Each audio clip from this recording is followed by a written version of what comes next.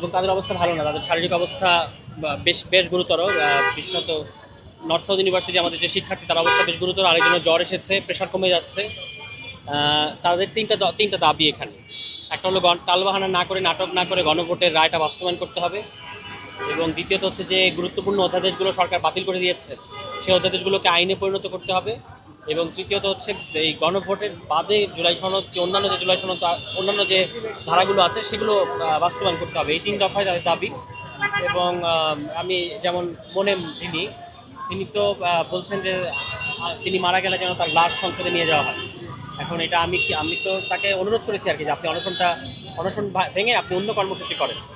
এটা তিনি অত্যন্ত রিয়্যাক্ট করেছেন আমার সাথে, মানে অনশন ভাঙতে তারা রাজি না, এবং তাদের লাশ যেন সংসদ ভবনে নিয়ে যাওয়া হয়, সংসদ ভবনের সামনে সেখানে যেন নিয়ে যাওয়া হয়।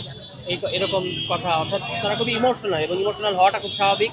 যে এই শিক্ষার্থীরা এই ঢাকা বিশ্ববিদ্যালয় থেকে আন্দোলন শুরু হয়েছে এবং এখানকার শিক্ষার্থীরা রক্ত দিয়েছে।